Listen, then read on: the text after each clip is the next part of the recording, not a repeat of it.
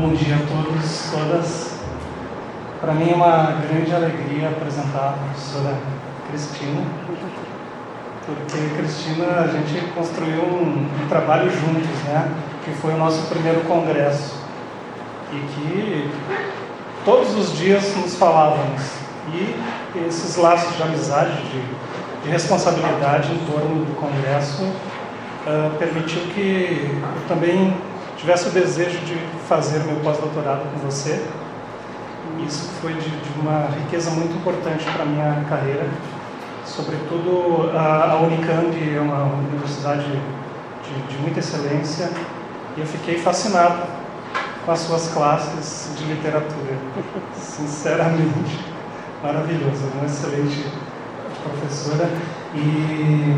E agora a gente tem esse trabalho juntos, né, desse livro também, do nosso congresso, e trabalhamos juntos também para elaborar, né? Como vocês viram, a professora fez toda uma formação na Universidade Francesa, né? Então é quase uma segunda pátria para você. Sim. Você é esposa do Jean-Luc, né? E recentemente, não sei se você ouviu falar disso. Você sabe. Agora vai ter que falar. Se tornou a avó de duas crianças maravilhosas. Eu acho que todos viram as fotos. Não é a professora que você estava lá mostrando para nós. Professora, então, sinta-se muito à vontade aqui no nosso meio e espero que você esteja também, continue na colaboração conosco, né, aqui na rede, que você já deu, né, uma grande contribuição. Então, imediatamente passo a palavra para a professora, que é o mais importante, ouvi-la hoje. Muito obrigado.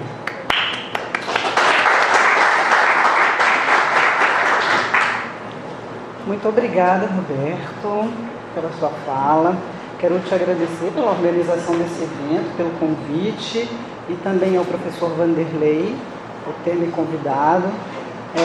Estou achando muito positivo, muito boa essa continuidade, né, entre os dois congressos e todas essas atividades licanianas.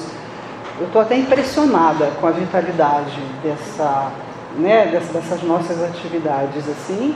Então, muito feliz de estar aqui. Quero agradecer a todos os organizadores, todos, sem exceção. E é isso.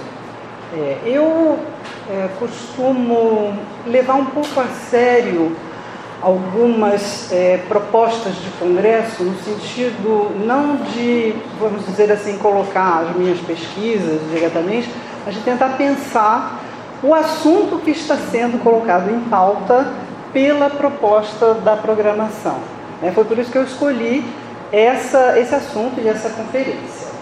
Eu queria pedir a vocês desculpas, porque por circunstâncias pessoais, que alguns estão sabendo quais são, eu estou impossibilitada de trabalhar com todas as minhas referências, os meus livros, etc. Então eu improvisei e consegui baixar alguns PDFs das capas, pelo menos dos livros do Krenak, que são livros muito curtos, você pode colocar. O mais antigo é aquele de capa azul, que se chama A Vida Não é o Não, Ideias para o Fim do Mundo, exato. Esse é o primeiro. Ele foi escrevendo na verdade são pequenas conferências ou falas dele, que depois foram transcritas. E eu vou trabalhar um pouco com esse material. Depois, em seguida, nós temos esse que você colocou, A Vida Não é Útil. E, mais recentemente, o verdinho, que tem um título super bonito, que é O Futuro Ancestral. Dentro desses livros são títulos genéricos que reúnem vários outros subtítulos. No meu texto, que eu vou projetar, porque eu acho que é prático, né, para as pessoas que quiserem seguir, não é um texto que está em formato de publicação de artigo, é um texto que corresponde a uma fala, né? Mas dá para seguir, se alguém quiser, tiver ou numa dificuldade de atenção, pois eu vou formular isso de uma forma um pouco mais literária. Mas nesse texto, vocês vão ver que em alguns momentos tem assim, página tal, as citações estão incompletas, mas o importante é que eu consiga transmitir para vocês qual foi a minha proposta, na verdade, de pesquisa, de pensamento, né? Então eu vou ler um texto que começa assim, só um minutinho, vou tentar cronometrar também.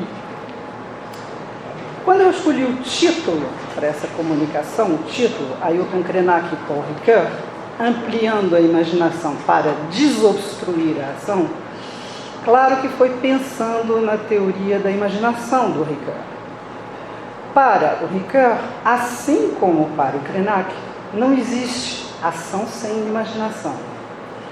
Mas a ideia de passar pelo conceito de imaginação do Ricoeur era, no início, na minha intenção, era a ideia de falar de um Ricoeur que acolhe a alteridade, que faz espaço para outros discursos e outros valores, porque essa é a ideia que nós temos da filosofia dele. Enquanto eu refletia sobre isso, Krenak proferiu uma comunicação no Collège de France, lá na França, em Paris, agora em abril, que continha uma proposta política, mais política, Ele intitulou essa comunicação Para uma Floricidade e uma Florestania, habitar a terra no antropoceno. E aí ele falou algumas coisas que são mais estruturadas, digamos assim, do ponto de vista propositivo. Mas no final da conferência que ele deu, quando ele foi perguntado sobre, tudo bem, Ailton, mas então o que fazer diante de todas essas críticas, diante do seu diagnóstico? Ele me pareceu tímido na resposta e sugeriu, talvez, que havia ali uma dificuldade evidente em passar das ideias para o plano da ação. Nós todos estamos com essa dificuldade. O que fazer? Então, eu me peguei pensando que uma filosofia da ação como a do Ricoeur poderia acrescentar um conceito forte de ação às preocupações krenakianas, que são urgentíssimas.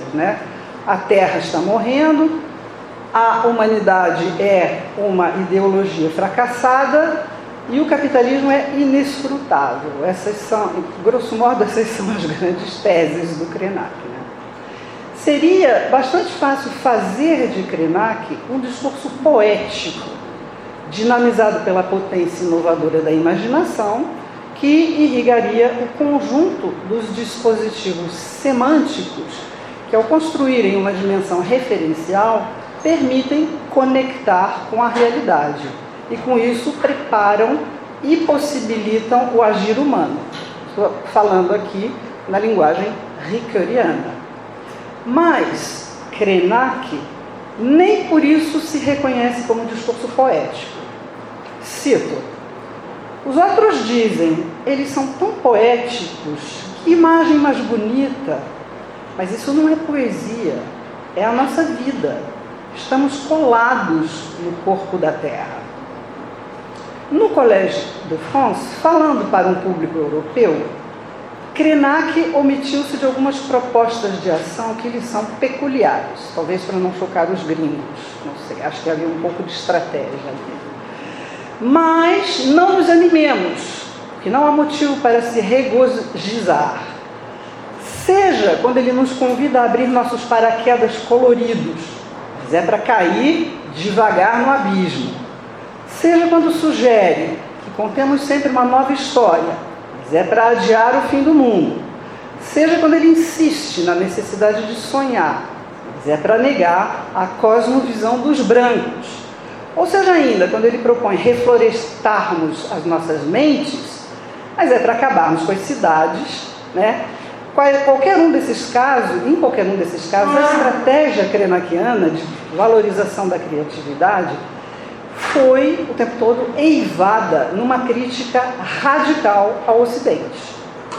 Ele mesmo é porta-voz de uma cosmovisão singular e não hesita em mobilizar a linguagem do velho topos, da habitação do mundo, Seu avô, o rio Guatu, que é para nós o Rio Doce, está ao centro. Em Saudações aos Rios, ele explica que os rios são literalmente narrativas que não entram em conflito e formam uma cartografia alegre, mas é para depois do fim. Ricoeur, em contraste, parece lançar mão de uma ideia muito mais positiva da ação quando ela é sustida pela imaginação produtora. Como aqui uma entrevista que ele concedeu ao filósofo ensaísta Christian de la Campagne. Ele ali expõe de forma simples alguns de seus conceitos desenvolvidos nos seus célebres livros, A Metáfora Viva e Tempo e Narrativa. Como ele argumenta, a grande questão destes livros é o problema da criatividade da imaginação humana.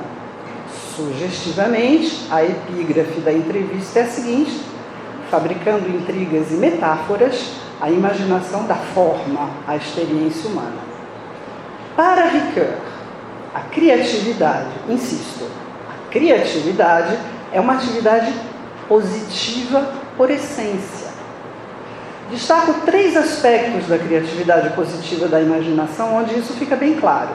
Primeiro, as metáforas, atos predicativos que dão a ver aspectos da nossa forma de viver e habitar o mundo, os quais aspectos, do contrário, permaneceriam mudos. Segundo, quando fabrica intrigas, a imaginação, numa operação sintética que agencia uma série de incidentes, caracteres e circunstâncias, em um sistema lógico com começo, meio e fim, também estrutura a experiência humana. Terceiro, definir uma cultura é atentar para as suas formas de narrar. Por fim, se a imaginação é produtora, criadora de novas significações, isso significa que a tradição é aberta, nem é uma transmissão mecânica, dogmática, autoritária de modelos fixos, com uma história só repetida até o fim dos tempos, nem tampouco pode ser anulada pelos golpes de uma atividade de subversão total, de crítica absoluta dos modelos existenciais transmitidos ao longo das gerações. No mundo de Ricoeur, onde criar é proceder por deformação regrada, a expressão de Ricoeur, todos os terríveis perigos do funcionamento patológico das ideologias são compensados ou corrigidos por uma função utópica. Essa breve comparação da forma como Krenak e Ricoeur entendem a imaginação tem por objetivo apontar que talvez sejam formas diferentes. Mas eu não gostaria de cair no clichê dizendo que é porque um é filósofo e o outro não, ou porque os contextos de pensamento são diferentes.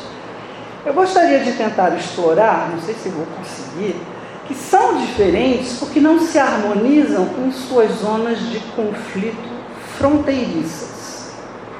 Ainda que, como pensamentos civilizados e corteses, eles possam conviver. Por que não se harmonizam? O que é uma zona de conflitos fronteiriços? Pelo menos eu posso começar dizendo que isso significa, para mim, não ceder ao reflexo de dialetizar o conflito das interpretações, pelo menos não muito rapidamente. Do ponto de vista de uma análise das zonas de conflitos fronteiriços entre discursos de natureza diversa, a filosofia de Ricoeur apresenta-se como uma hermenêutica situada no plano superior, em relação aos discursos científicos e teóricos, mas também em relação às criações literárias ou míticas, às narrativas de ficção, às metáforas poéticas, às quais o filósofo confere autonomia, mas não autossuficiência. De certa forma, é até do próprio gesto hermenêutico, em sua função de arbitragem das demais disciplinas. Professora, desculpe. O texto que você está não é o mesmo que está lá. Ah, é? Então ele se enganou. Não é o mesmo texto? Não. Ah, então tira, porque isso vai dar confusão. É. A gente colocou no pendrive o texto errado. Voltando. Desculpe. Não tem problema. Os meus alunos também costumam me interromper, aí eu depois tenho que voltar. Onde é que eu estava? Eu estava no gesto hermenêutico, tá? Voltando, então, de certa forma é até do próprio gesto hermenêutico em sua função de arbitragem das demais disciplinas, enquanto gesto potencialmente aplicável a objetos de natureza diversa, produzir certa tautologia se afirmarmos que no discurso krenakiano pode e deve haver hermenêutica. É óbvio que do ponto de vista de Ricoeur pode e deve haver hermenêutica. Tento ir um pouco adiante. Ricoeur afirma, nessa mesma entrevista, que, cito, são os esquemas que engendram as categorias de pensamento. Em outras palavras, a criação de obras contém mais e convida a pensar mais, na medida em que existe um excesso do imaginário em relação ao lógico. Mas o que quer dizer exatamente pensar mais? Em A Simbólica do Mal, quando Ricoeur afirma que o símbolo dá o que pensar, interpreta-se a si mesmo a partir da constatação do seu pertencimento cultural, lugar de onde ele formula a esperança de um diálogo com outras culturas. Já em Tempo e Narrativa, o filósofo muda de postura, pois é agora o hermeneuta quem arbitra e articula o discurso historiográfico e teórico-literário. É ele quem define também a diferença entre ficção e narrativa histórica. Tudo certo? Está dando para acompanhar? Sim. Então, reconhecer o mito como raiz da forma de pensar filosoficamente e produzir pensamento para ir de encontro a outras culturas, esperando da tradição ocidental esse encontro, é uma coisa. B, fazer-se árbitro dos demais campos epistemológicos, pensando a tradição hermenêutica acima de outras epistemologias, é outra coisa. E são coisas muito diferentes. Então, a minha pergunta, nessa longa introdução um pouco reflexiva, é a seguinte: de onde estamos pensando o diálogo de Ricoeur com outras formas de pensar, tão radicais como a de Krenak?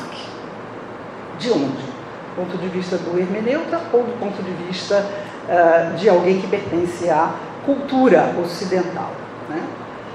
Formulando de outra forma, segundo o hermeneuta Ricoeur, a historiografia constrói seus objetos estruturais ocultando o que interessa principalmente, que é aquilo que os homens sofrem e fazem. Mas a historiografia, essa é a tese dele, não consegue encobrir totalmente o pertencimento às comunidades, o vínculo associativo, ou como ele ainda diz, o pertencimento participante. A expressão é do Ricoeur.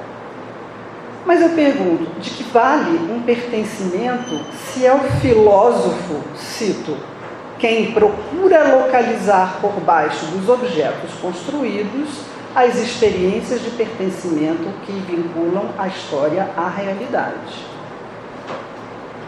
Segundo o Ricoeur, homem ocidental, é fácil, talvez, pensar quem seria para ele Krenak. Mas, segundo o Ricoeur hermeneuta, quem seria Krenak? Poeta? Historiador? Filósofo? Qual é o estatuto do discurso do Krenak dentro dessa segunda atitude do Ricoeur? De modo que o que me interessa não é que Krenak seja uma interpelação do outro de um ocidental.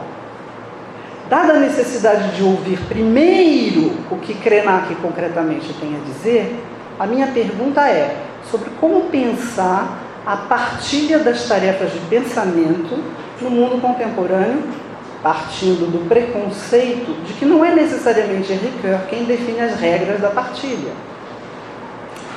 Como o tempo é curto, a estratégia retórica, no bom sentido que eu vou adotar aqui, não é partir do princípio de que a expressão sobre a qual eu já indaguei, convida a pensar mais.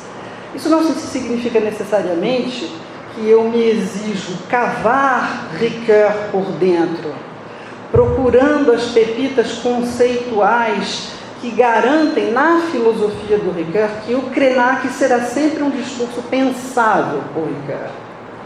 A revelia disso, e um tanto provocativamente reconheço, estou ao contrário, à cata daquilo que em Krenak pode ser conceitualmente impensável para Ricoeur. 2 elementos muito me marcaram na leitura de Krenak, e com eles eu irei construir as 2 partes do meu desenvolvimento, que eu vou anunciar muito rapidamente. Em Krenak, uma visão crítica do mundo se coordena com uma cosmovisão. Seria uma tentação dialetizar tudo isso, segundo os conceitos ricoeurianos. Mas, no entanto, parte 1, a crítica de Krenak ao capitalismo não se estabiliza dialeticamente. Eu quero sugerir que a força dessa crítica não é o argumento racional, e sim a mobilização da imaginação maléfica, obrigando-nos a indagar por uma categoria inexistente em Ricoeur. Ricoeur pensa a vontade má, mas ele não pensa a criatividade da imaginação maléfica. Na segunda parte, a partir de uma impressão forte, deixada pelos argumentos em prol da cosmovisão Krenak, começo por problematizar parcialmente o conceito de metáfora, especialmente a função do ver como, para em seguida avaliar se a força da cosmovisão criativa do povo Krenak não viria ao contrário de seu vínculo não rompido com a literalidade da linguagem. Primeira parte: realidade, capitalismo e imaginação do mal.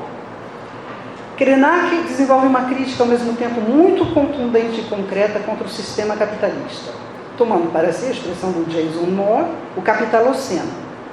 Para ele, a crítica ao capitalismo só é eficiente se ele, o capitalismo, puder ser imaginado como totalidade estrutural.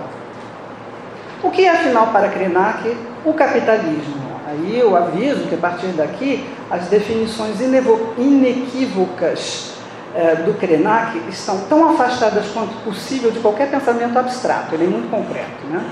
Basta uma fórmula e atinge-se a verdade ontológica do capitalismo. Cito: estamos comendo a terra para fazer brinquedos, ele diz. Embora o capitalismo não seja um ente, está por trás de todos os entes. É um fenômeno real e cósmico que afeta a vida e a saúde mental das pessoas no mundo inteiro, e é ainda um sistema que vicia, que fabrica manias e que cospe carros Tesla.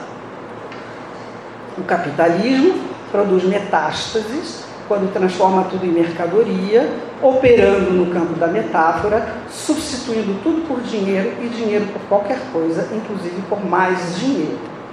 Mesmo os agentes que acreditam lutar contra o capitalismo e se interpretam como anticorpos, são, na realidade, outras metástases. Cito Krenak. Tem gente que se sente confortável se contorcendo na yoga. Isso me toca, porque minha filha é professora de yoga. Ralando no caminho de Santiago, ou rolando no Himalaia, achando que com isso está se elevando. Na verdade, isso é só uma fricção com a paisagem, não tira ninguém do ponto morto. A radicalidade crítica de Krenak é proporcional ao seu diagnóstico da falta de escapatória de dentro de um sistema que atinge todos os planos da existência, desde o político até o simbólico. Cito ainda, aqui é Ideias para Adiar o Fim do Mundo. Quando a gente quis criar uma reserva de biosfera em uma região no Brasil, foi preciso justificar para a Unesco por que era importante que o planeta não fosse devorado pela mineração. A OEA, a Unesco, a ONU, o Banco Mundial, tudo isso é um clube que limita a capacidade de invenção, de criação, de existência, de liberdade. Em outro texto ele diz: prometeram aos Maasai que no lugar de sua montanha destruída iriam construir um parque. Mas no capitaloceno, o que começa em parque acaba em parking. E depois, o monstro corporativo coloca a gente em bolhas, com kits de sobrevivência, tomando muito remédio, viciado em um monte de parafernálias.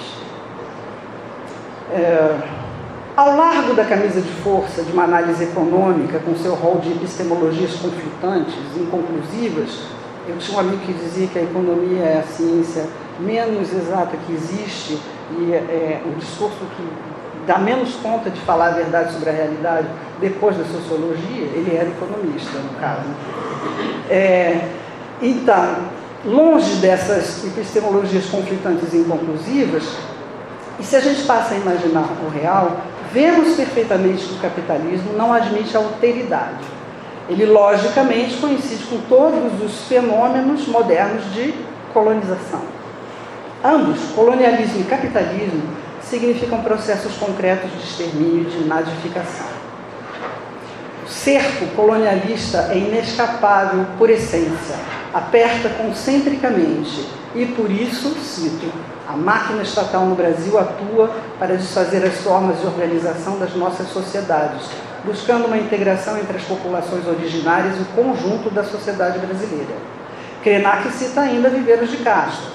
Existe um jeito brasileiro de fabricar pobres, um jeito brasileiro de se autocolonizar. A dinâmica aqui é totalmente negativa, esterilizante, nessa parceria do capitalismo e do colonialismo. Um mediatiza o outro, produzindo a passagem do histórico ao simbólico de forma imediata, sem dialética. Toma a Bíblia, toma porrada, ele diz.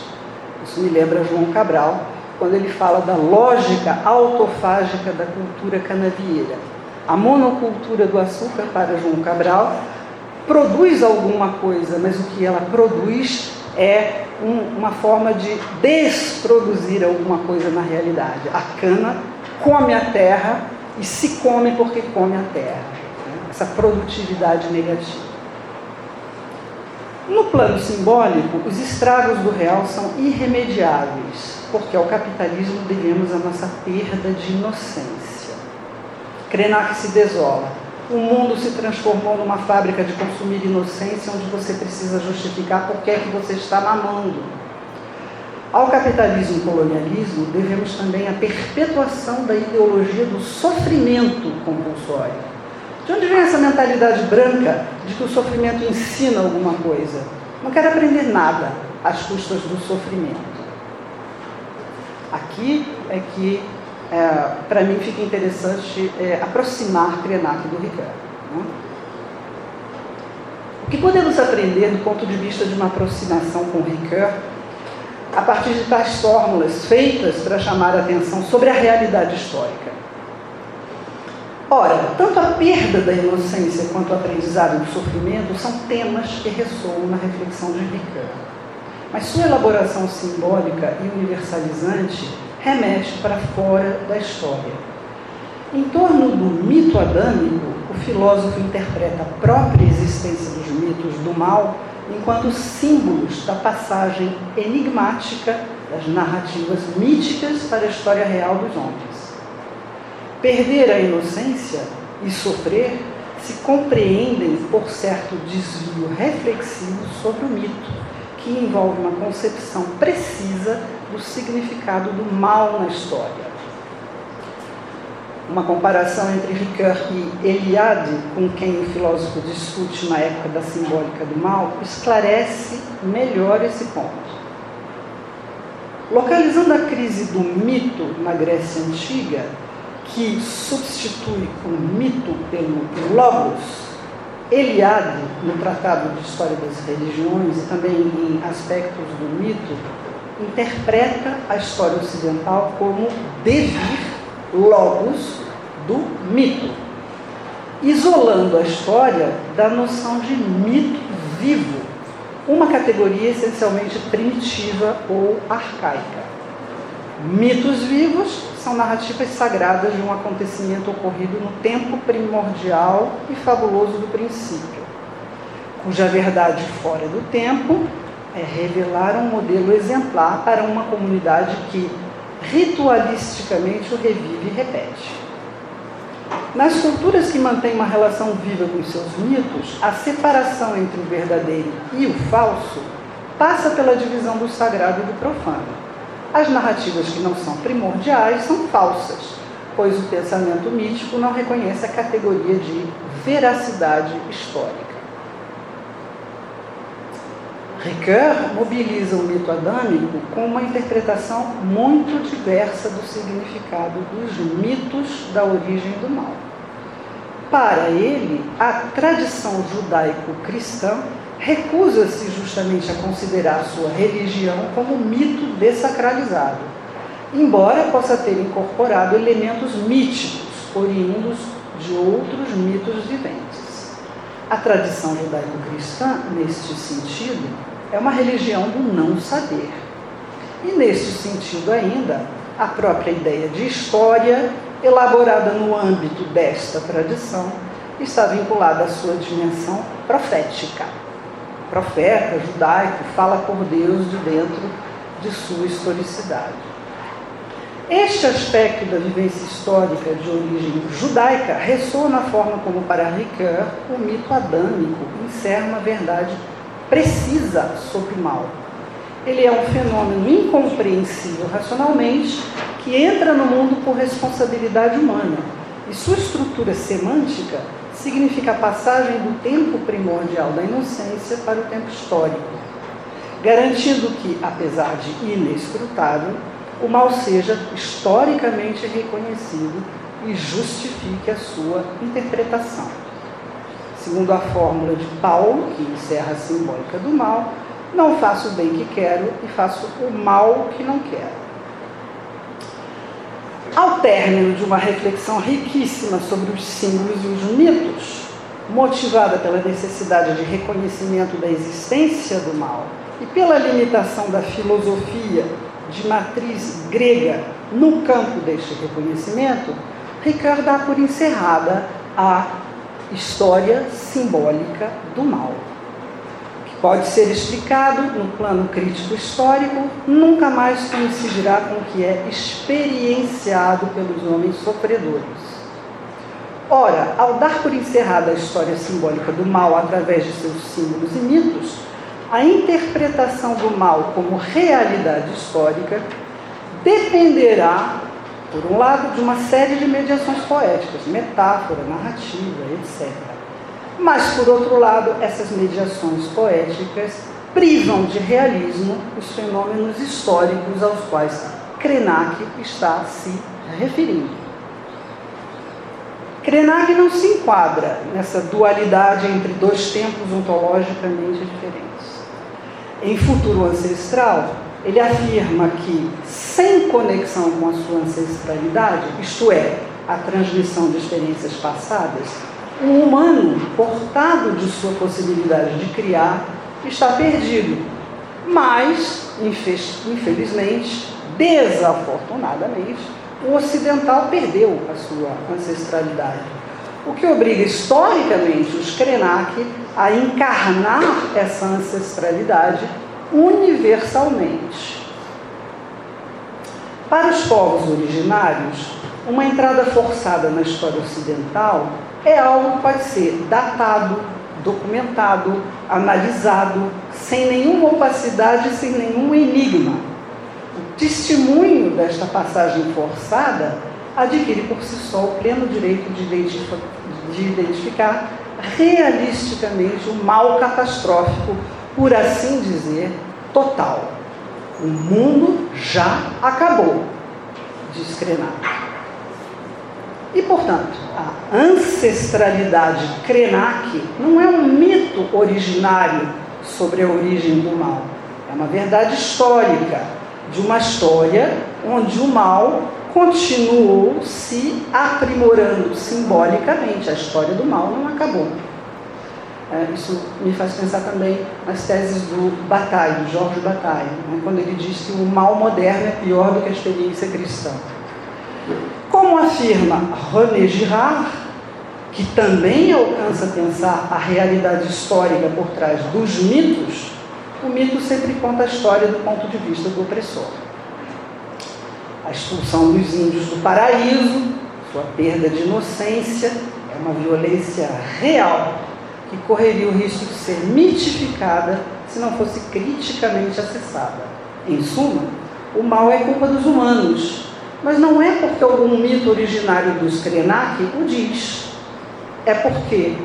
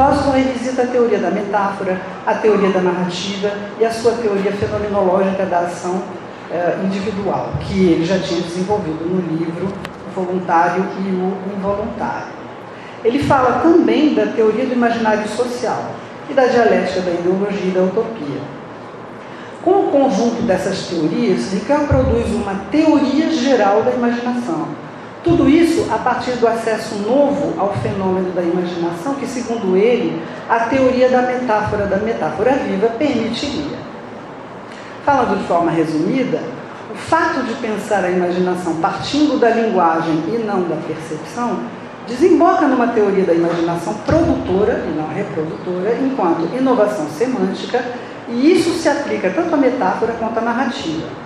Muito bem. Elas permitem pensar uma criatividade poética da imaginação no discurso e podem ser concebidas como ficções heurísticas. Essa expressão está na metáfora viva, né?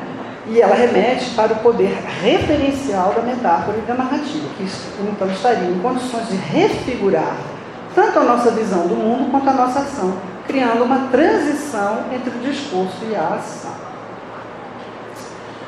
Segundo Ricoeur pensa, essa teoria da imaginação, com seu poder de articular o discurso e a ação, também se aplica à experiência e à ação histórica. E para isso ela precisa se desdobrar numa teoria do imaginário social.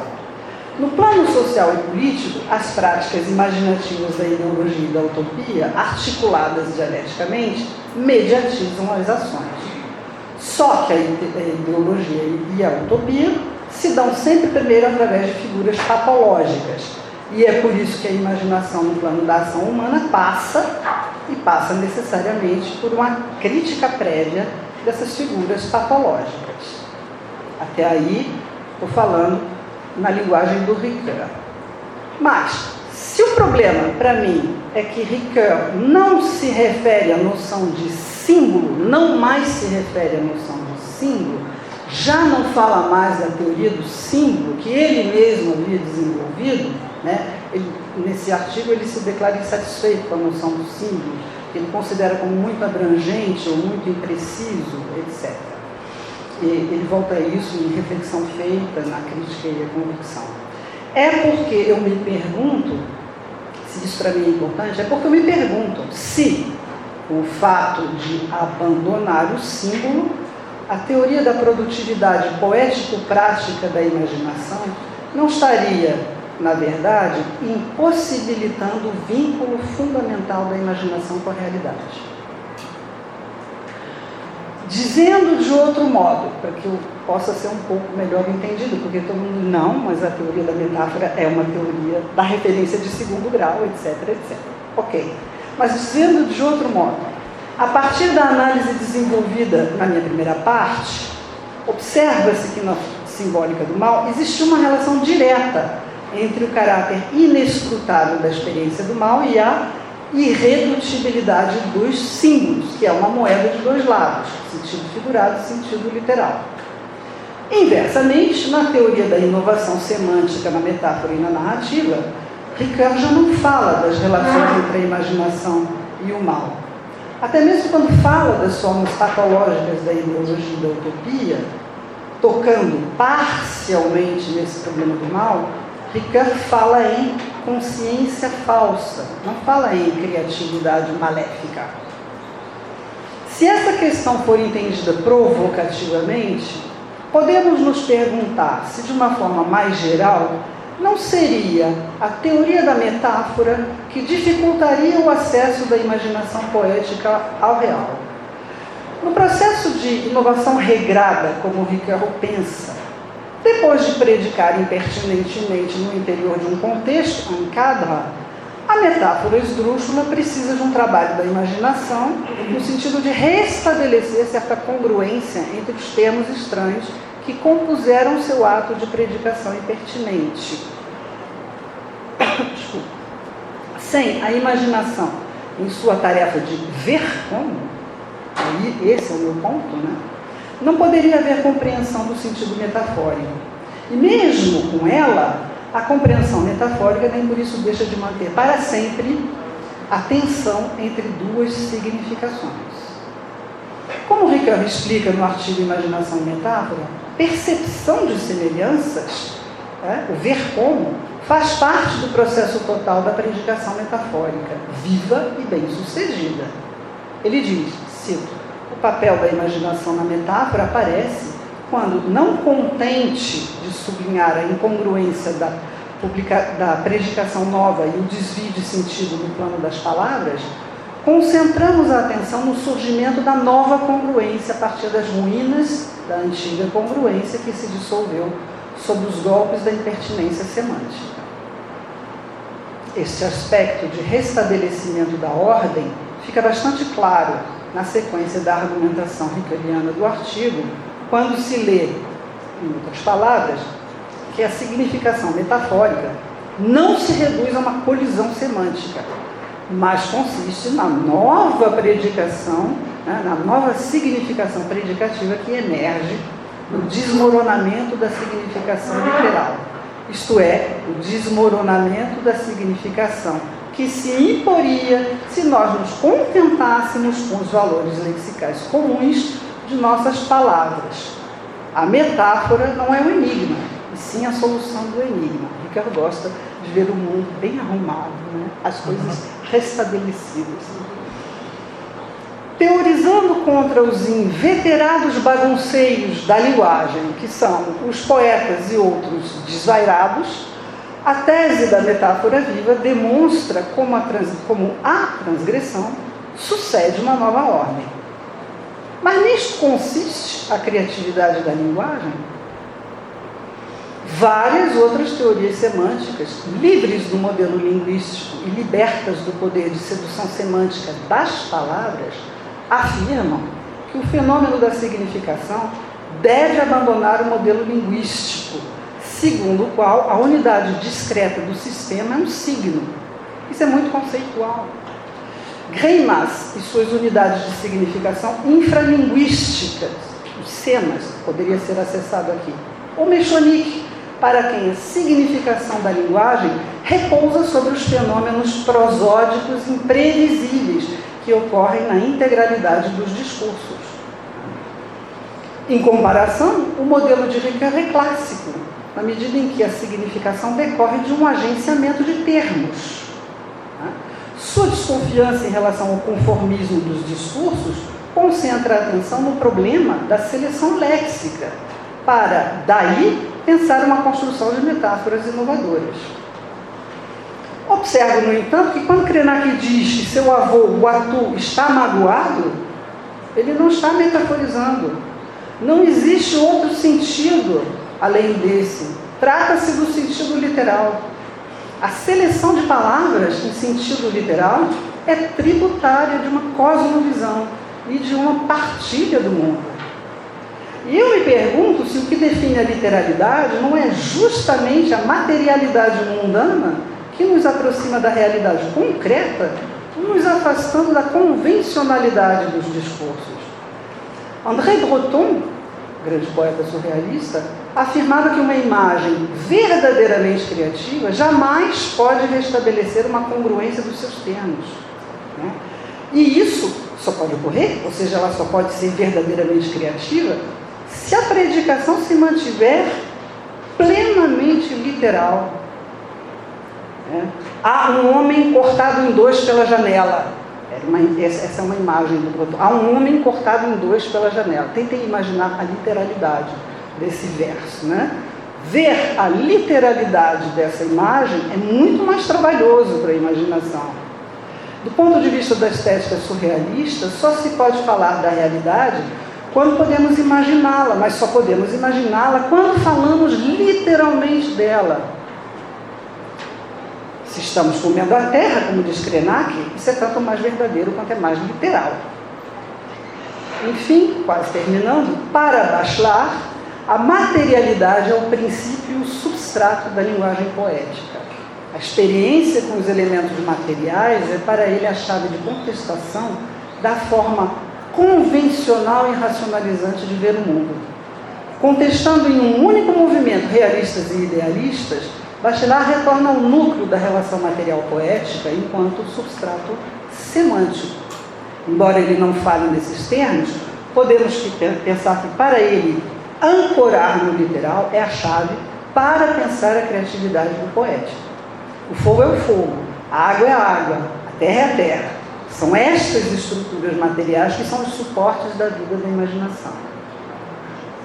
Por fim, ao insistir no processo de inovação semântica por meio de um conceito intermediário, como esse da metáfora, né? A metáfora nem é uma palavra, nem pode ser a totalidade de um discurso, é um conceito intermediário. A tese do Ricoeur fragmenta a significância rítmica dos discursos de Krenak, reduzindo seu impacto e dificultando a sua compreensão poética. Cito só mais um exemplo. Krenak se apodera do pronome nós. Praticamente nunca se refere a eu. Sua tomada de palavra é diretamente político-poética. Aqui todos nós estamos pensando, é claro, no famosos pronomes pessoais, onde Émile Benveniste mostra que o sentido do pronome eu depende da referencialidade de quem, para organizar o seu discurso, diz eu. Ou seja, a relação entre o plano semântico e a consistência ontológica do sujeito coincidem naquele que diz eu, no seu discurso. Mas, inversamente, quem diz nós, não é nós. E, no entanto, o campo da referencialidade comum, que, segundo Krenak, é a única coisa que instaura as condições de possibilidade da ação no mundo contemporâneo, depende da tomada de palavra na primeira pessoa do plural. O resto é alienação capitalista. É como se a gente pretendesse subir o pico do Himalaia, levando junto nossa casa, nossa geladeira, nosso cachorro, papagaio, bicicleta, e com uma bagagem dessas, a gente nunca vai chegar. Citação do Krenak. E ele diz ainda, como é que você é avisado de que está furando o teto do céu e o máximo que consegue fazer é trocar de geladeira? Numa atitude de clara provocação contra as ilusões da ética, ele afirma, eu não vou me salvar sozinho de nada, estamos todos enrascados. Vivemos em regime de abstração civilizatória, diz ainda Krenak. A humanidade é essa espécie de ameba gigante, literalmente fazedora do vácuo, do vazio e da ausência. O tempo do antropoceno cria de fato ausências. Ausência do sentido de viver em sociedade, ausência do próprio sentido da experiência da vida, ausência de sentido dos nossos deslocamentos, etc. Mas, como falar de um real que destrói a materialidade do mundo? Isto é, põe em risco a sua literalidade. Isso de forma alguma impede a teorização rickeriana da metáfora, mas de certa forma relativiza seu poder de inovação imaginativa. Para concluir, e agora concluindo mesmo, o conceito de ação sofre uma revisão ontológica com Krenak, na medida em que para ele não existe uma ação humana positiva. O que existe é ação natural, ação cósmica, vida não limitada, vida primeiro sonhada. No sonho, o casulo humano implode, se abrindo para outras divisões da vida ilimitada, presentificando nossas configurações anteriores, o peixe, a árvore, a pedra, tudo que já fomos antes de nos imaginarmos como somos hoje. Até mesmo o pertencimento é uma ramificação natural. Da aldeia Krenak, na margem esquerda do Iguatu, a pessoa do meu avô, a serra Tacucraque, e dali aos caiçaras, quilombolas, índios, aborígenes e todo um conjunto de gente que fica literalmente agarrada na terra, e por fim, até a ancestralidade da Mãe Terra, que amamenta montanhas, rios, bichos, árvores, plantas. Tudo é natureza. Krenak não consegue imaginar nada que não seja natureza. Não foi uma ação humana racional que possibilitou resistência dos povos originários contra a colonização, foi uma criatividade diretamente conectada com a natureza. E até mesmo a receita de Krenak para adiar o fim do mundo, isto é, o fato de poder contar sempre mais histórias, poderia soar muito rickeriano, mas depende completamente do conteúdo da história que se vai contar, uma vez que não se trata de agenciar ações humanas, e sim de narrar a continuidade das ações naturais, senão você não conta história nenhuma. Pensando então na urgência das questões contemporâneas concretas que Krenak levanta, há uma questão de sobrevivência que os povos originários já aprenderam historicamente a transformar em resistência. A verdade, citação, é que nós não precisamos de nada que esse sistema pode oferecer, mas ele nos tira tudo o que temos. Em nome de que ele não teria razão? Tomem essa fala como um exercício difícil para levar em consideração, sinceramente, um discurso audível pelos ocidentais e que, no entanto, se afirma de forma coerente e autônoma. Muito obrigada.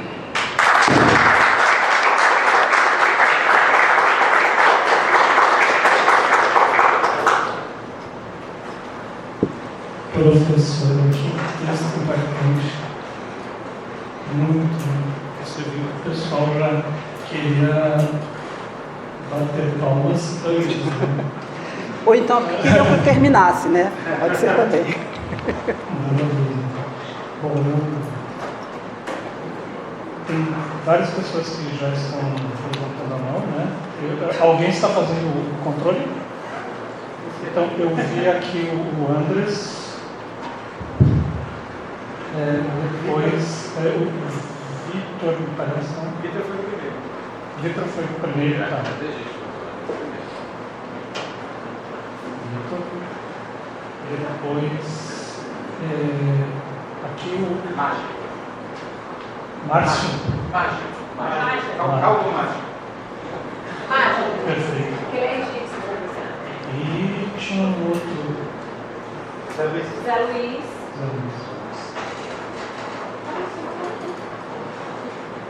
O André fala também. Sim, é o segundo. Pois não.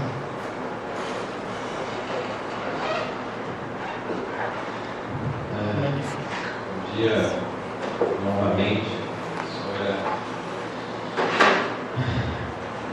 Obrigado por essa fala. Eu considerei. E você, vou ficar no nível pré-político, mas eu prometo, professor Roberto, serei impertinente e constrangedor como me cabe, né? Nessa equipe. Ouvindo a sua fala, lembrei do fim da partida do Beto. Acabou, está acabado, quase acabando, está quase acabando. É o quê? Aí eu lembrei também da última palavra de Memória, História e Esquecimento. Última palavra? A Memória, a História e o Esquecimento, que é um livro que tem em versos, que é inacabamento. Se a gente combinar as frases do Beckett, ou talvez o discurso do Bernard, com essa palavra, que é a luz, parece que o fim do mundo ainda não acabou, né? Ainda está terminando de acabar. Para dar um pouquinho, para dar acréscimos nesse jogo que a gente já perdeu. Considerando isso tudo, me parece que aproximar do que é, seja do Bernard, seja do Beckett, nos levaria a ter que tomar uma decisão.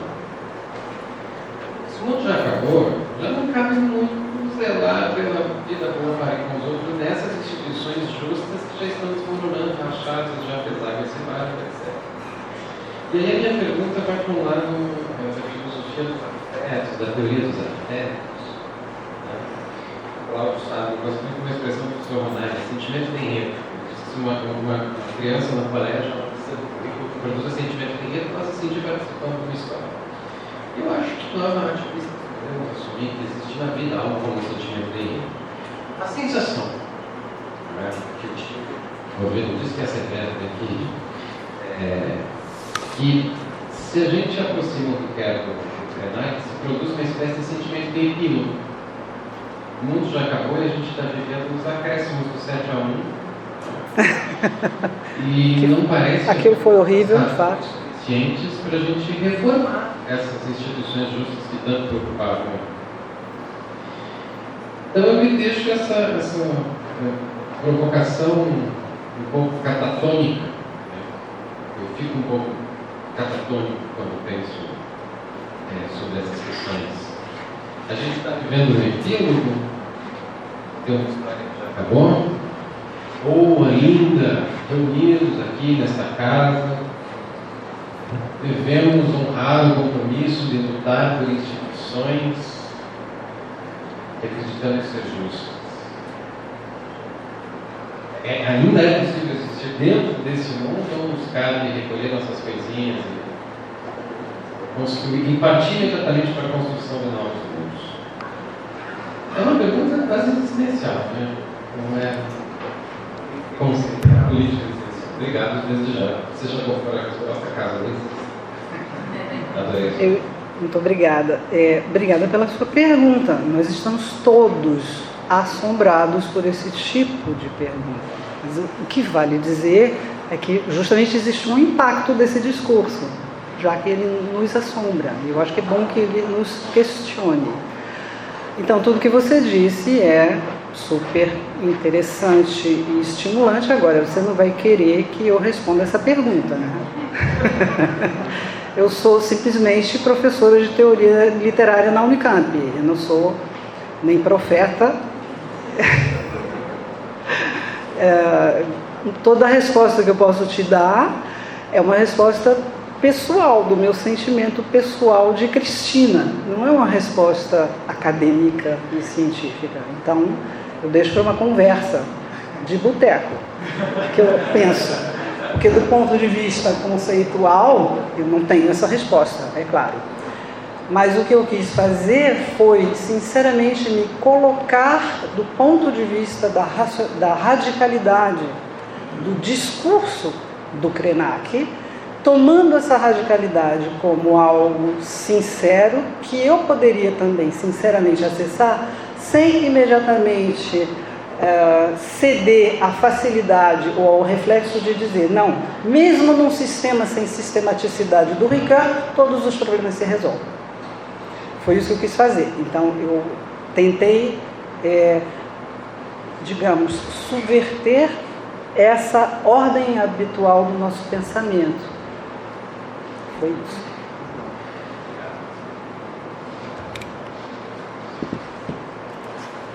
Eu acho que é o Andres. É o Andres. Foi a ordem que eu criei aqui. Obrigado. Isso é maravilhoso de ouvir. Várias vezes eu quis bater palma de você acabar no meio, você acabar com entusiasmo. Muito legal de ouvir.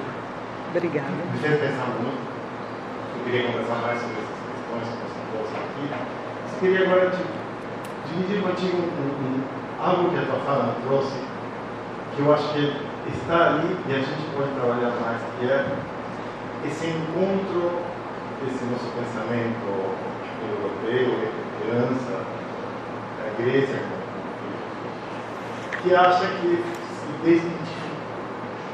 Nós não temos mais deuses, nós não impartimos o que eu falava ontem do possível retrocesso de devolvermos uma interioridade ao mundo, né?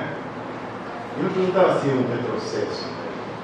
Se na verdade, o que se encontra com essa literalidade do Krenak não está denunciando, não está deixando evidente esse nosso mito da desacralização, esse nosso mito da desmetaforização. Sim. E que eu acho que aí temos uma riqueza enorme para que nesse encontro com o pensamento latino-americano, não europeu, a gente possa reformar também a questão. Obrigado. Então, Andres, muito obrigada. Esse é um desdobramento programático importantíssimo, de fato, que eu acho que está conectado com esse tipo de fala que eu tentei organizar aqui com vocês. E, realmente, então, por isso que na introdução eu dizia, há duas formas de considerar que o lugar de onde fala Ricard, no fundo, né? Se ele fala como um hermeneuta que sistematiza e organiza arquitetonicamente os outros discursos, né? Não é a mesma coisa, ele está falando de dentro de uma tradição filosófica, mas talvez essa tradição filosófica não seja, talvez não, eu tenho certeza que ela não é a totalidade da tradição ocidental, ou seja, são duas coisas diferentes. Agora, se ele está falando de dentro de uma reflexão sobre o seu próprio pertencimento mítico, simbólico, etc., mas sem sair desse campo, talvez a gente possa pensar e reformular, de fato, algumas das nossas maneiras de acolher o pensamento do outro e de pensar. Né? Cristina, só uma coisa para esclarecer a pergunta. Eu acho que a gente acha que olha para os mitos e Deus deixa para trás. A gente olha para os deuses e os deixa para trás. E mentira. A gente não vive no mundo sem mitos, a gente não vive no mundo sem deuses, a gente não vive no mundo sem metáforas. A gente acredita na literalidade que é um mito. Né? Os deuses, isso aí em Jungiana, né? Os deuses continuam operando. Chama-se dinheiro, progresso, saúde, felicidade, realização, yoga. Estão aí. E é bem aqui, a gente não enxerga. A gente está dentro de mais deles, iludido por essa fantasia, né? Racional. Sim, sei tudo. Concordo. Preciso totalmente, senão eu vou explodir. Vai. Sim. Mágico. Professor, que tem um prazer de escutar sempre li seus trabalhos, sempre, mas é a primeira vez que escuto uma pessoa. Sou professor de literatura de língua portuguesa na Universidade da Suá, no sul do Egito, na fronteira com o Sudão. E eu fui orientado pelo professor Benjamin Arrola Júnior. E ele sempre falava uma coisa, estamos, na sala de aula, sempre falava, estamos pré-algo. Estamos? Pré-algo. Usava o prefixo pré. Estamos numa transição grande. E ele sempre trabalhava com o conceito da administração das diferenças. Administração das diferenças para construir utopias. Ele criticava as posições antigas, apenas ficar chorando. Né? Ele sempre defendia que o intelectual tem que ter uma posição sempre proativa para reconstruir horizontes. Eu, conectando o que ele estava falando, ouvindo você, que é uma palestra muito boa, eu sou tradutor, e você fazendo esse exercício todo o tempo, fazendo uma tradução conceitual entre Krenak e Riquet. Será um bom fechamento dessa proposta que eu acho muito interessante? Colocar o texto da tradução mesmo pelo Riquet como uma proposta do horizonte, uma forma de administração das diferenças. Eu sempre fazendo em todo o texto. Eu não sei, eu sou quem propôs isso. A tradução não é como uma tradução linguística, é uma tradução cultural. Ele tem um texto sobre a questão da tradução. Então, se eu entendi bem, a tua sugestão é refletir a partir do texto do Ricoeur sobre a tradução. Sobre a tradução como uma forma de construir horizontes, o princípio da esperança do Ló. Sim, um projeto interessante. A mesma proposta que você está fazendo, um texto que eu gostei muito. Senti falta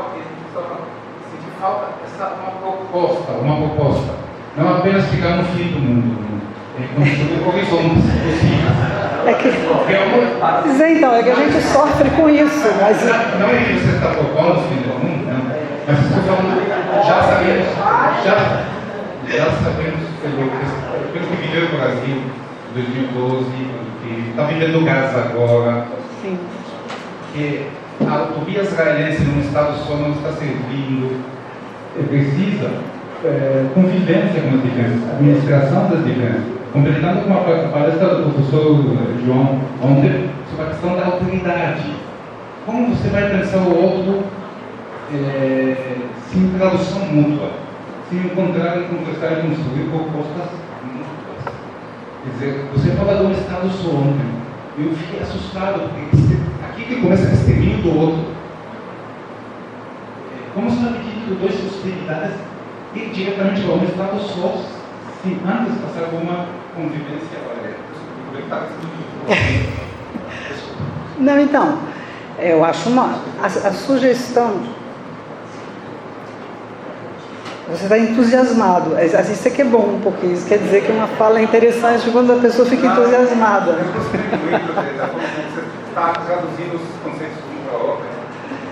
Então, a ótima sugestão, se você quiser refletir sobre o texto do Ricoeur, né, sobre a tradução, você pode escrever um artigo sobre isso. Acho muito interessante.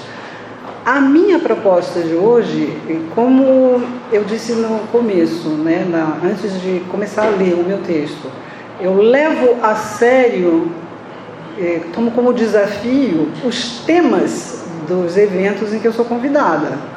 Então eu tomei como desafio, levei a sério. Não foi uma forma de dizer, eu vou aqui apresentar minha pesquisa. Não. Eu quero saber o que é que as pessoas que escrevem essa programação têm como expectativa. E aí, como eu me dediquei a esse exercício específico, né, eu não estou aqui pensando um Ricoeur em geral. Claro que há muitas outras perspectivas.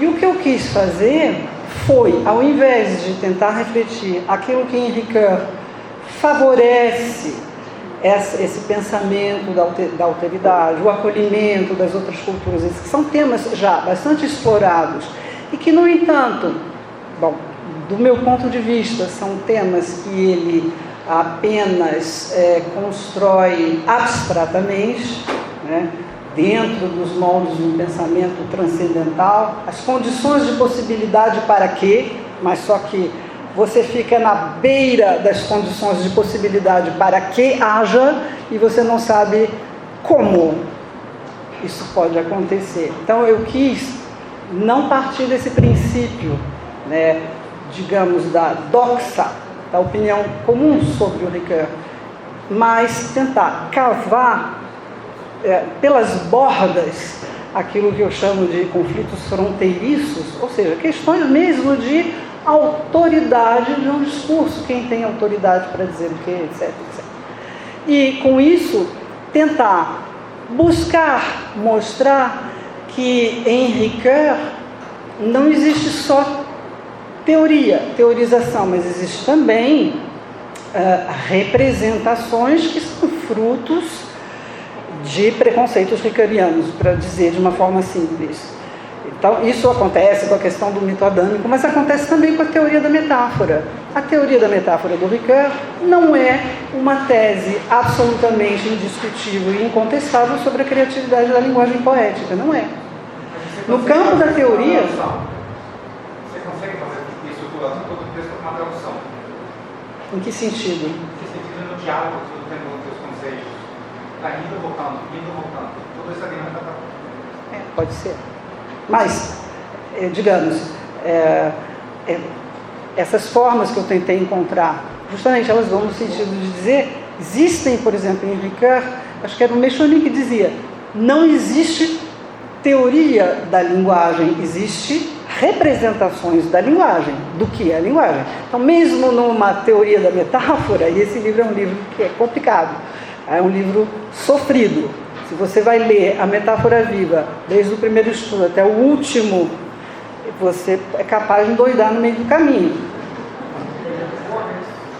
Eu fiz isso algumas vezes, e quando você leva isso a sério, por exemplo, a proliferação das referências de Ricoeur, você entende também como funciona esse pensamento, cuja estratégia é, eu quero chegar ali. O que eu preciso para chegar ali? Eu preciso buscar aqui, mas eu vou omitir isso, omitir aquilo, ocultar aquilo, porque eu quero chegar lá.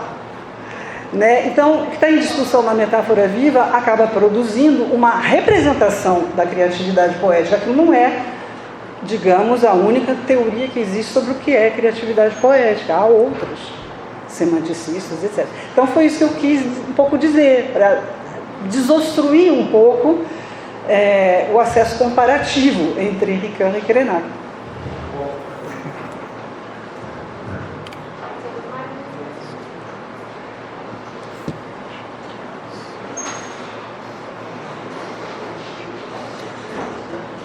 Não vou abrir demais, não vou abrir demais porque por causa do tempo, né? Tem outra conferência agora, né? Olá, sim. Obrigada.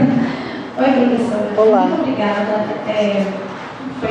Eu sou de uma área, eu sou de relações internacionais, então abriu-se assim, uma visão imensa sobre algumas questões que permeiam, inclusive, as teorias as teorias políticas dentro da área de relações internacionais. E meu nome é Estela, eu sou doutoranda em letras aqui na UF. Prazer. E eu gostaria de fazer uma pergunta, se a senhora puder discorrer um pouco sobre a questão da temporalidade, porque enquanto eu estava aprendendo um pouco mais sobre a ideia do fim do mundo, de que o mundo acabou, eu só consigo pensar na questão da temporalidade, principalmente entre os povos indígenas, né? A gente fala de Krenak, a gente fala desse ponto. Quando eu convivi com os indígenas Uará, na fronteira com a Venezuela, Uma das coisas que eu aprendi, que eu nunca tinha me tocado, era de que o tempo ele é completamente diferente entre os povos, esses povos, né? Porque quando a gente fala de povos originários, eles são distintos, então não dá para colocar todo mundo dentro de uma caixinha. Sim. E isso me chocou. Foi a primeira vez que eu convivi tanto tempo com esse grupo, mas não me chocou a teoria da coisa. A prática, quando eu fiz uma pergunta simples e aquilo me abriu o horizonte, que foi quando eu estava perguntando para os jovens, a gente tinha que fazer um trabalho específico porque eles estavam sendo inseridos no sistema educacional brasileiro e muitos deles se encaixavam no ensino médio, mas estavam entrando no ensino médio. E dentro do ensino médio, eles precisavam trabalhar a questão da escolha da carreira. E quando eu perguntei para eles como eles se viam no futuro, gente, é uma pergunta muito simples, que parece altamente cotidiana. Eles olharam para mim com uma cara de paisagem, assim, o que essa mulher está falando? Louca, sai daqui. Então, assim, eu fiz, como vocês se imaginam daqui a 5 anos? O que vocês gostariam de ser? E eles realmente olharam com muita cara de espanto. E aí eu entendi, um princípio muito simples, que a gente vê na teoria e não entende dentro do sistema capitalista. Nós estamos o tempo todo pensando no impalpável futuro. Então,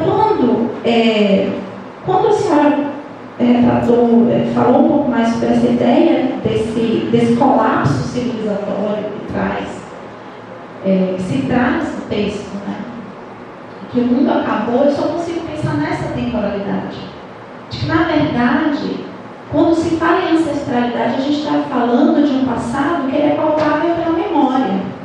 Não apenas pela memória, ele existe por causa da prática cotidiana da realidade, que é causa, é consequência desse passado. Bem, eu estou interpretando dessa forma, não consigo ficar com a coisa correta, pelo amor de Deus. Mas eu entendo isso, essa memória presente. Uhum. E o mundo acabou porque a possibilidade desse mundo que foi criado já não existe mais. Porque não existe futuro possível para esse mundo que já acabou. Existe um futuro ancestral. Exatamente. Que é o título de um dos livros. Perfeito. Porque a ancestralidade comprovou a sua eficácia. Ela comprova a sua sustentabilidade dentro desse universo em que não existe futuro possível sem um presente sustentável. E aí, professora, minha pergunta é essa, né? Como é que a gente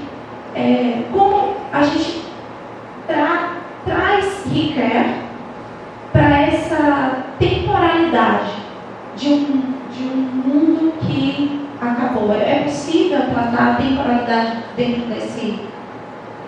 desse pensamento, nessa perspectiva do fim do mundo, desse mundo que é impossível existir no futuro? Você falou muita coisa, muitas coisas diferentes sobre tempo e já deu muitas respostas, né? Através das experiências que você relata que teve com indígenas. Onde era que você estava? Qual era o país? Eu estava em Roraima, na fronteira entre Santa Helena e Brasil. Uhum. Né? Ok. Bom, eu não tenho uma resposta sobre possibilidade de integrar uma temporalidade do fim do mundo no sistema. Eu costumo dizer, sistema sem sistematicidade, porque senão eu já sei que eu vou levar bronca dos ricoeurianos ortodoxos, mas o sistema sem sistematicidade do Ricoeur, né, como integrar essa ideia de fim do mundo. Que para ele, eu acho que é uma coisa que tem a ver com a dialética, né, da origem e do fim, o tema da escatologia, a esperança, etc. São temas muito ocidentais. Agora, quanto à questão do Krenak, tem uma especificidade do discurso dele, que é justamente o que eu tentei mostrar quando eu comparei Ricoeur com o Eliade. que aqui no Brasil se chama de Eliade, né? Essa comparação, ela me parece sugestiva porque são duas teses diferentes sobre como funciona essa articulação dos tempos. Uma concepção em que não reconhece a produção do valor simbólico na história. A história para o Eliade é totalmente racionalizada, mas ela é uma fossilização dos mitos do Ocidente. E o mito nas sociedades primitivas é o tempo primordial.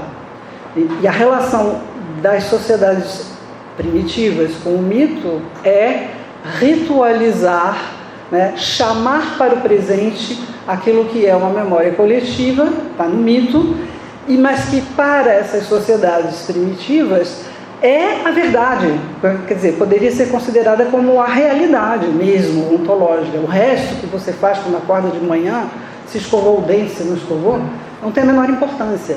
Essas categorias, elas não entram nessa divisão, nessa partilha do pensamento, da articulação dos tempos nessa visão, segundo o Eliade, que é exatamente um ponto que o Ricoeur contesta ao dizer que o Ocidente possui mitos cujo significado é justamente dizer que existe uma possibilidade de articulação entre esse tempo primordial e a história, né, que não é totalmente racionalizada nem racionalizado, inclusive porque a gente precisa explicar o fenômeno da existência do mal historicamente. Então tem essa diferença. Aí quando você chega em Krenak, o que acontece?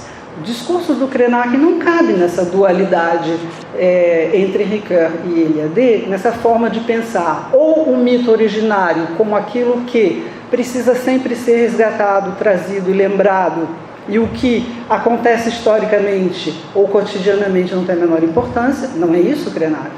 Ele leva em consideração justamente esse abismo no qual a gente está jogado. Mas, ao mesmo tempo, essa violência que foi feita contra os povos originários funda alguma coisa historicamente, produz uma experiência histórica significativa que não está contemplada pelo mito e pela visão do sagrado, né?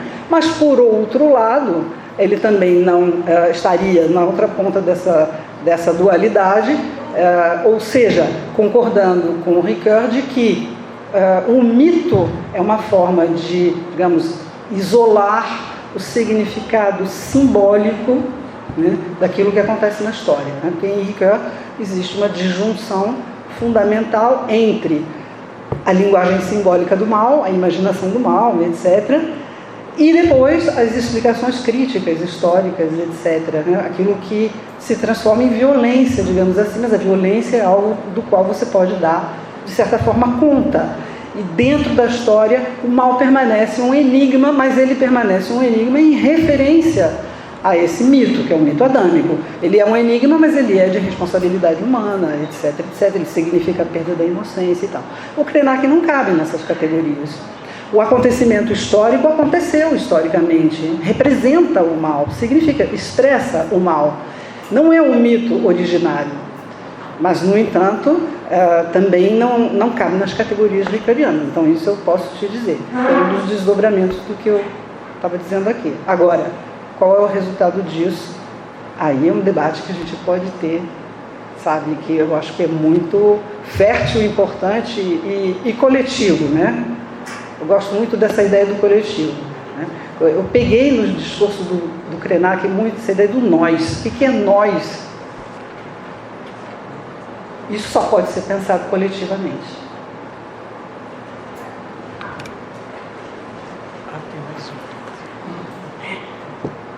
Bom dia a todos e a todas. Professora, queria parabenizá-la pela excelente mesmo, assim, porque à medida em que a senhora foi conversando com a gente, né, com uma leitura conversa, eu fui me instigando aqui, não sou exatamente do grupo do pensamento do Ricoeur, embora tenha muita proximidade por trabalhar com a teoria crítica e tecnicamente com Benjamin, que também desenvolve uma teoria sobre narrativa.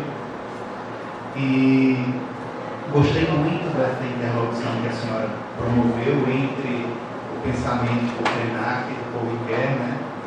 Especialmente nessa dimensão aí de pensar a imaginação, o imaginário, a metáfora como uma categoria estética, ética e política também, né?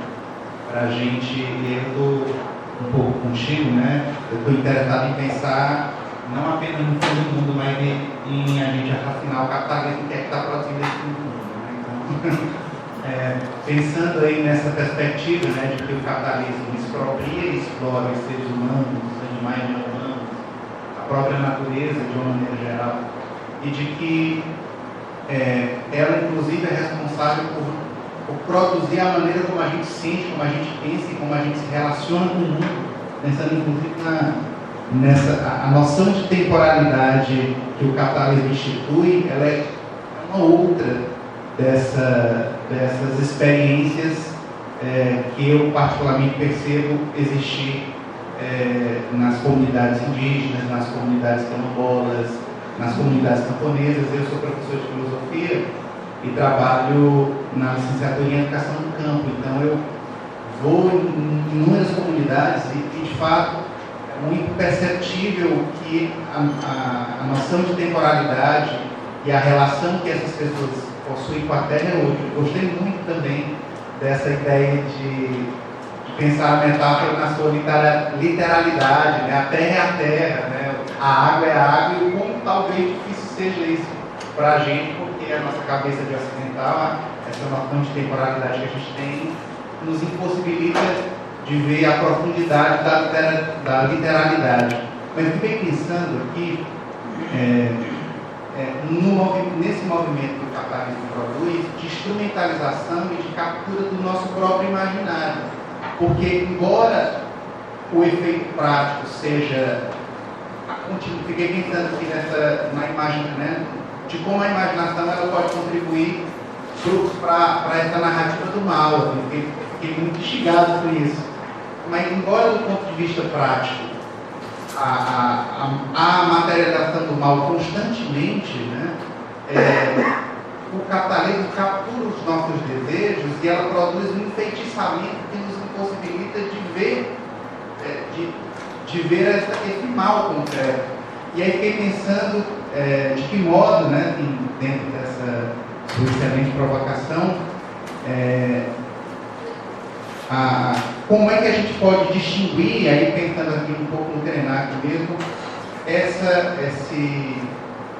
vou usar uma terminologia benjaminiana, como é que a gente pode distinguir a fantasmagoria produzida pelo capitalismo de um porvir, de um mundo outro para além do capital. E aí eu gostei muito de você trazer a categoria da imaginária.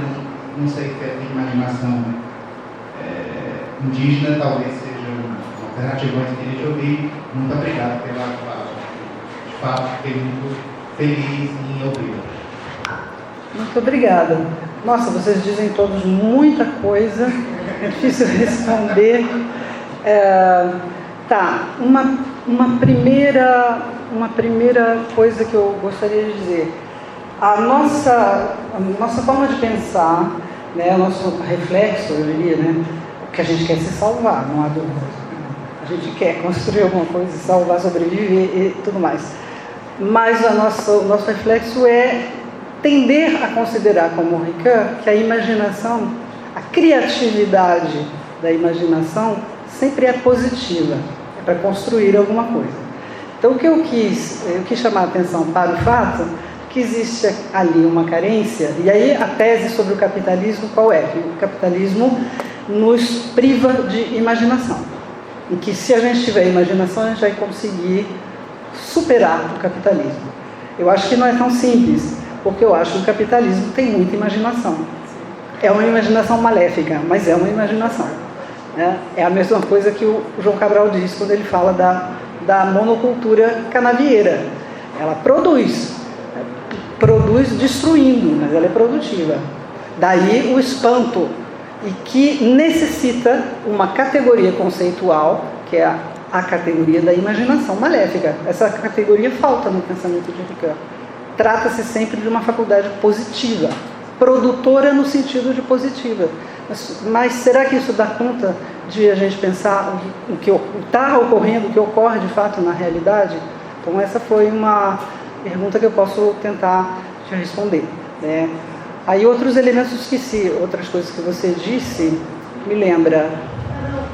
A minha questão central é exatamente, a minha questão central, eu acho, eu fui falando várias coisas, mas tem a ver com isso, de perceber porque é isso, eu acho que a teoria estética, de uma maneira geral, olha com um certo romantismo para a faculdade Sim. da imaginação. Sim. E quando a gente traz essa ideia de que, olha, o capitalismo captura o imaginário também, não só captura, ele se utiliza dele, né, a ponto da gente projetar o futuro. A gente, né, tentando lá, é mais fácil imaginar o fim do mundo que o fim do capitalismo, mas o capitalismo projeta o futuro. Sim. Que a gente compra. Por isso que eu achei muito interessante como é que a gente, né, talvez, como é que a gente faz para distinguir essa captura do capitalismo, como é que a gente faz distinguir uma imaginação negativa de uma imaginação positiva, já que o capitalismo se apropria dos mesmos elementos simbólicos. Sim. Talvez ampliando a teoria da imaginação para essas categorias. Quem não pensou em termos de teoria da imaginação, mas pensou muito bem esse fenômeno da produtividade do mal no campo da teoria literária, da relação com a literatura, é o Jorge Bataille. O Jorge Bataille tem um pensamento sobre o mal na modernidade, que é pior do que aquilo que o Ricoeur, ele encerra a história do mal com o cristianismo. Tudo foi feito, o movimento subjetivo aconteceu, não é?